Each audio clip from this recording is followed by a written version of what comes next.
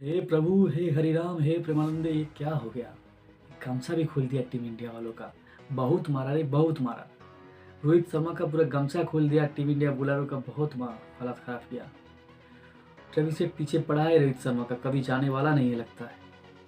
তো বন্ধুরা আমি এমনটা বলছি কারণ হচ্ছে ভারত ও অস্ট্রেলিয়ার মধ্যে যে বর্ডার গাভাস্কর ট্রফি চলছে, তো সেই border Gavaskar trophy third test কাল থেকে শুরু হয়ে গেছে। সেই থার্ড টেস্টে কিন্তু ভারতের কামব্যাক করা আবশ্যক ছিল, কারণ না হলে কিন্তু ওয়ার্ল্ড টেস্ট চ্যাম্পিয়ন্স ট্রফি ফাইনালে যেতে পারবে না।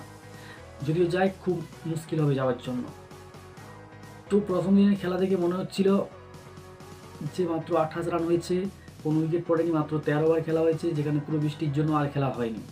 তো দ্বিতীয় দিন খেলা শুরু হওয়ার সময় মনে হচ্ছিল তারা কিন্তু 20 রানের মধ্যে 2 উইকেট হারিয়ে ফেলে। তো টোটাল যখন 50 রান হয়, কালকের 28 রান আছে 20 রান হয়, তখন অস্ট্রেলিয়া কিন্তু 2টো উইকেট পড়ে যায়। তখন মনে হচ্ছিল ইন্ডিয়া কামব্যাক করে নেবে তাড়াতাড়ি, কিন্তু সেরকমটা হয়নি। সেই ট্রেভিস হেড আবার প্রবলেম ক্রিয়েট করেছে। ইন্ডিয়ার পিছু ছাড়তে চাইছে না, রোহিত শর্মার ক্যাপ্টেন্সি পিছু ছাড়তে চাইছে না ট্রেভিস হেড।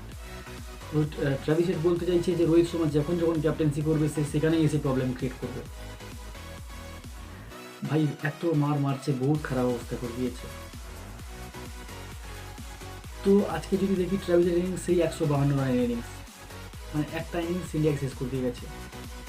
তাছাড়া স্টিভেন স্মিথের 101 রান, এই দুজনের স্কোর যতটা হয়েছে, এই দুজনের স্কোর নিয়ে কিন্তু 400+ রান হয়ে গেছে এখন 7 উইকেট হারিয়ে। এখন কালকে খেলা বাকি, আরও 3টা উইকেট আছে, মিনিমাম 500 রান করবে এরা। তো বুমরা কিন্তু দুর্দান্ত বোলিং করেছে, এটা নিয়ে কোনো ডাউট নেই, কিন্তু তার দুর্দান্ত বোলিং করার সত্ত্বেও কিন্তু এখন অ্যাডভান্টেজে আছে কিন্তু অস্ট্রেলিয়া। কারণ যে উইকেটে 400 রান হয়ে গেছে, মানে অস্ট্রেলিয়ার বোলাররা কতটা খতরনাক সেটা আমরা জানি। তো এখান থেকে টিম ইন্ডিয়া কামব্যাক করতে পারবে কি না সেটা তো পরের বিষয়ে। আমার মনে হয় টিম ইন্ডিয়ার পক্ষে এখান থেকে কামব্যাক করা অসম্ভব হয়ে যাবে, কারণ যে উইকেটে 400 রান হয়ে গেছে সেখান থেকে টিম ইন্ডিয়া সম্ভবত পারবে না, কারণ তাদের ব্যাটিং ফর্মও সেরকম একটা ভালো নেই।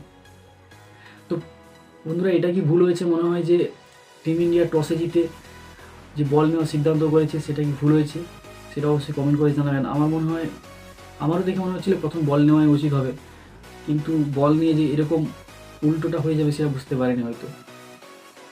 তো ট্রেভিসের ইনিংসটা কেমন লেগেছে সবাই কমেন্ট করে জানাবেন। তাছাড়া কি আপনাদের মনে হয় যে যতদিন রোহিত শর্মা থাকে ততদিন কি ট্রেভিস হেড এরকম ইনিংস খেলতে থাকবে?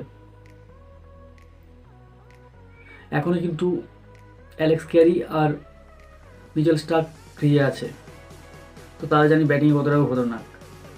যদিও মিচেল স্টার্ক বলে কিন্তু বড় বড় হিট মারতে কখনো পিছোয় না। তো যতটা রান এগোবে পরের দিন আরও ইন্ডিয়া টেনশনে পড়বে, মানে ইন্ডিয়ার পক্ষে আরও কোল্যাপস হবে তাড়াতাড়ি, এইটুকু বুঝতে পারছি। হয়তো অস্ট্রেলিয়াকে আর সেকেন্ডবারের মতো ব্যাটিং করতে হবে না। আপনাদের কি মনে হয়, অস্ট্রেলিয়াকে আর সেকেন্ডবারের মতো ব্যাটিং করতে আসতে হবে? অবশ্যই কমেন্ট করে জানাবেন। তাছাড়া ভারত আর অস্ট্রেলিয়ার মধ্যে এই টেস্টটা দেখে কে জিতবে বলে মনে হচ্ছে সেটা কমেন্ট করবেন। তো দেখা হচ্ছে পরের ভিডিওতে, সবাই ভালো থাকবেন।